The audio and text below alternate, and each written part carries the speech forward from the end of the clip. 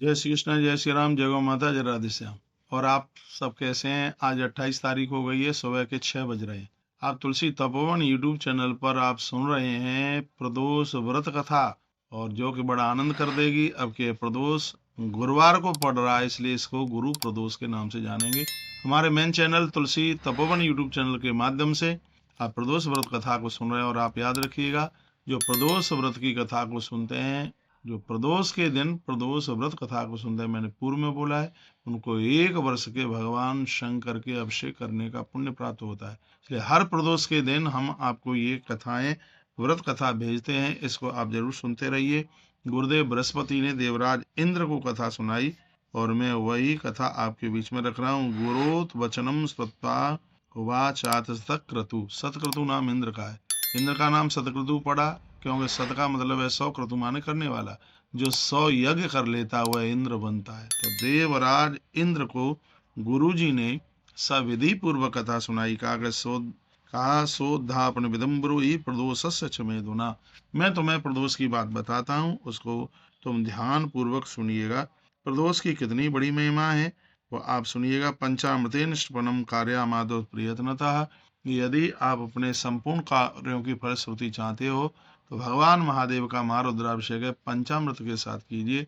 पंचामृत में 5 चीजें होती हैं। दूध होता है, और उसका आधा दही होता है, उसका आधा घी, उसका आधा घी, और घी का आधा शहद, और शहद का आधा मिठाई यानी बूरा इत्यादि। ये 5 चीजों को मिलाकर थोड़ा गंगा जल उसमें जरूर डाल लीजिएगा। ये पंचामृत बना करके तैयार किया जाता है। तो इसमें वर्णन है, पंचामृतेन स्पनम कार्य माधव प्रियतनता। जो भगवान को प्रदोष में पंचामृत से स्नान कराते हैं उनके संपूर्ण कार्य बन जाते हैं, उनका कोई भी कार्य फेल नहीं होता।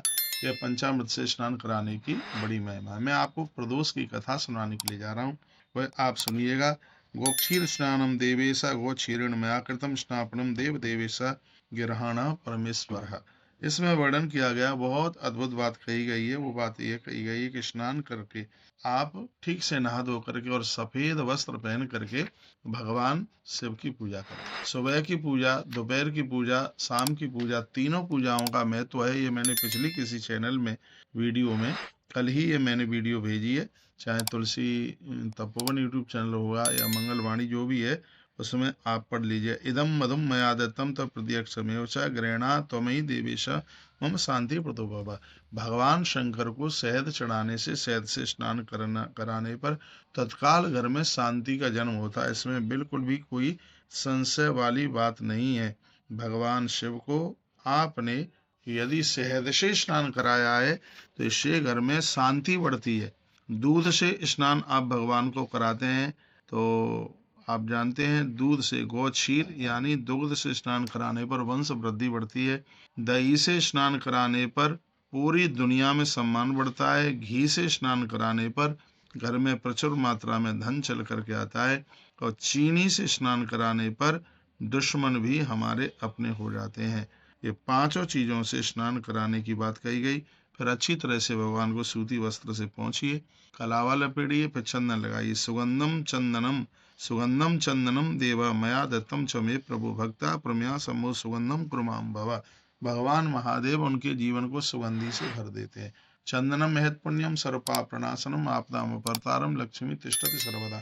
चंदन से घोर गरीबी का नाश होता है और घर में लक्ष्मी चल करके आती है।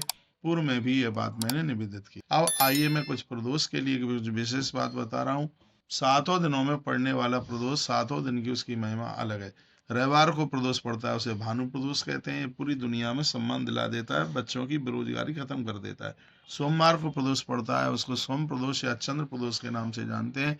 इसके करने से इष्ट का दर्शन हो जाता है। मंगलवार को प्रदोष पड़ने से उसको भौम प्रदोष कहते हैं।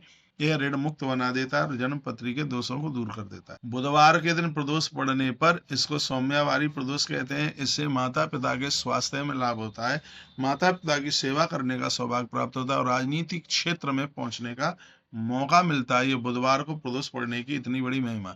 शुक्रवार को प्रदोष की पूजा आप करते हैं, किसी खाली प्लॉट में जहां मकान बन नहीं पा रहा है, ऐसी जमीन पर आप महारुद्राभिषेक कर देते हैं तो मंजिलें बन के तैयार हो जाती हैं, पैसे के आने की व्यवस्था हो जाती है। और शुक्रवार को प्रदोष करने से माँ लक्ष्मी की बहुत बड़ी कृपा होती है, घोर गरीबी का नाश होता है। शनिवार के दिन प्रदोष पूजा करने से अकाल मृत्यु टल जाती है और घर में वंश वृद्धि होती है। और गुरुवार को यदि आप प्रदोष पूजा करते हैं तो इससे वाक सिद्धि हो जाती है, लोग बड़े विद्वान हो जाते हैं। ये 7 दिन की प्रदोष पूजा का इतना बड़ा महात्म्य है। इसलिए चाहे आप हरि के भक्त हैं और चाहे आप भगवान महादेव के भक्त हैं, बिल्कुल प्रदोष की पूजा तो करनी ही चाहिए। प्रदोष आयुष बढ़ाता है, उम्र बढ़ाता है। मैंने पूर्व में कभी ये कथा आपको सुनाई थी कि कोई व्यक्ति नई नई उसकी शादी हुई थी और अपनी वो ससुराल में पहुंचा और उसने जाके कहा कि आप अपनी बेटी को विदा कीजिए। उसकी सास ने कहा, बेटा आज बुधवार है और बुधवार के दिन हम कन्याओं को विदा करते नहीं। लेकिन वो दामाद नहीं माना और जबरदस्ती से वो अपनी गृहिणी को विदा करके ले आया। रास्ते में एक वृक्ष के नीचे दोनों बैठे थे, इतने में एक सांप निकल करके आया और सांप ने फण मारा और उस पुरुष की वहीं मृत्यु हो गई। उसकी पत्नी डकरा करके रो रही है, रुदन कर रही है, बहुत जोर से मरने को तैयार होती है। उसी समय सामने से जैगी सभ्य महात्मा चल करके आए। उन्होंने कहा, बेटी क्या हुआ? तो देवी ने कहा कि सांप के डसने से मेरे पति की मृत्यु हो गई है, ऐसा मुझसे क्या अपराध हुआ है?